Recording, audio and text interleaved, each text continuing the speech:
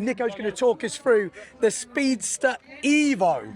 So Yes. I'm guessing that's new because it used to be the Speedster. The EVO is obviously the racing sail.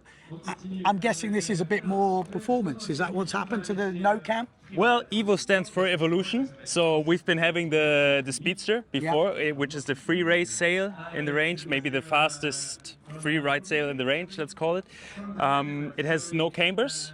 Actually, that's sometimes a little bit of a confusion with Nico Priens. There's a 2-cam sail, which is the V8, and there's a Speedster, no cambers. And actually, the Speedster is a bit more top-end, faster than the V8. Yeah.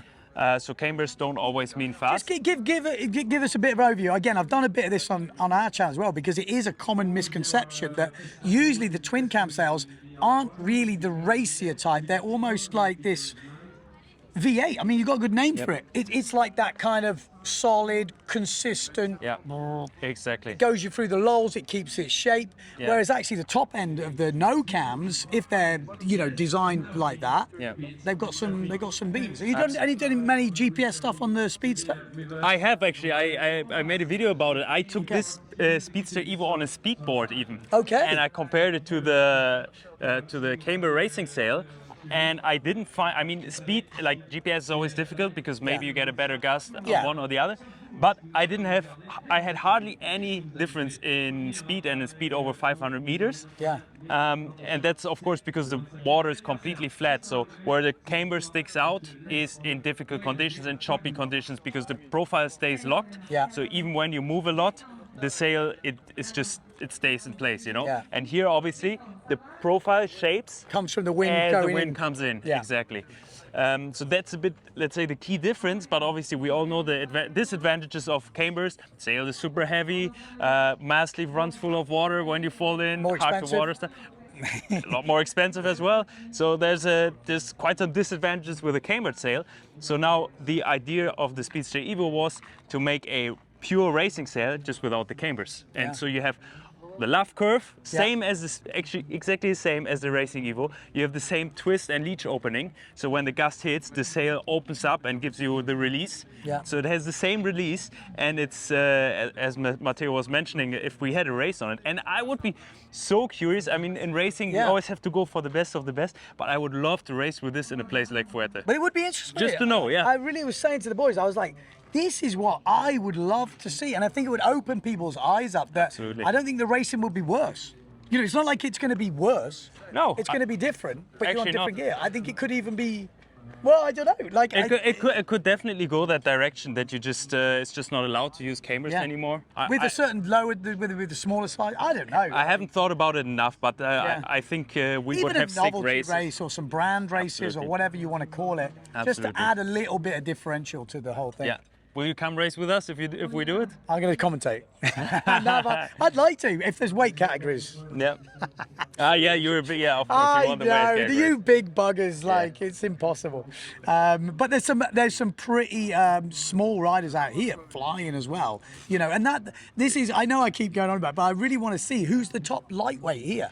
Because, I know you're the top heavyweight, you're at the top, but there'll be some lightweights in around those teams. Especially sorry, for the long distance race, you have a point. Yeah. Because here, it really makes it. On a short course, you can still make up for it with better jibes, better starts, whatever. But here, it's really hard to make up for the weight you don't have. Right? 8K or whatever it is, it's a long way. Yeah. Okay, so Absolutely. Speedster EVO, interesting one.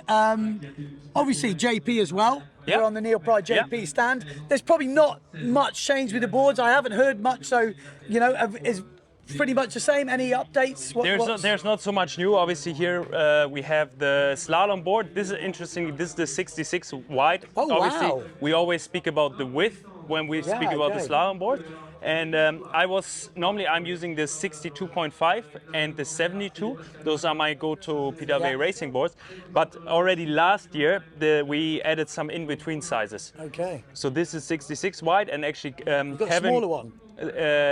there's a 66, And there's, oh my gosh, I should 60, know this. 59? There's one between 72 and 85 as well. Okay. I think it's 76, 77, something like that. Okay. And this one, Kevin Grosjean was in the race yesterday, and he finished second.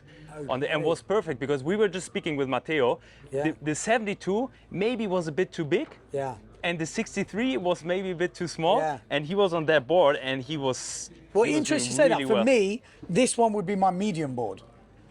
And that's also the thing for lighter riders. You have maybe a 60 and a 66. Yeah, I think like for me, as my weight, that feels like where I was, because the medium board for you boys is 115 or something, 116 or whatever your board is. Yeah, so those got added into the range, and it's perfect for the lighter riders. And then in terms of shape, the 72 is new. We don't see it here, but feels a bit more free. Actually, for a long distance race, it's good because it's a bit more free above the water, and you don't have to push so hard to make it go fast. The other one, you had to push a bit harder. Yeah. And so for yesterday, when I used it, was actually super happy because it goes effortlessly, a bit more effortlessly free. Yeah. And then also we have, in terms of construction, also always evolves a bit. Obviously, the S-Tech is the new construction already since 2 years. And now this year, actually, I have to say, I didn't know it. Maciek just said it on stage. Apparently, there is a new carbon stringer. Okay. That goes until roughly halfway, just to make sure the scoop of the board stays a bit more stiff and straight. Interesting. Yeah. Makes sense. Makes sense. I didn't know either. But Okay. so it's always, also as I said with the sails, there's always small incremental changes that maybe you don't notice from one year to the other, but in the long term makes a difference. Well, Yeah. congratulations. Thank you so much. I'm sure you've either heard about it already or you're going to hear about it, is the full Defi Wind win. Congratulations, man. That's a big one. It's a really big one. That's a prestigious win. Not any old Tom, Dick and Harry wins the Defi Win, especially when it's a full house. Yeah. Because, I mean, there has been some Defi Wins in the past when there was a PLA competition at the same time. Now, everyone's here. It still has to sink in, I tell you. Yeah, no, that's big. That's big. Congratulations. Thank you, guys. And yeah, that's it for another Defi Wind video. I don't know where we are or where you're watching them from, but we've got more brand videos coming. Subscribe to the channel, check out the website and all that good stuff. See you soon.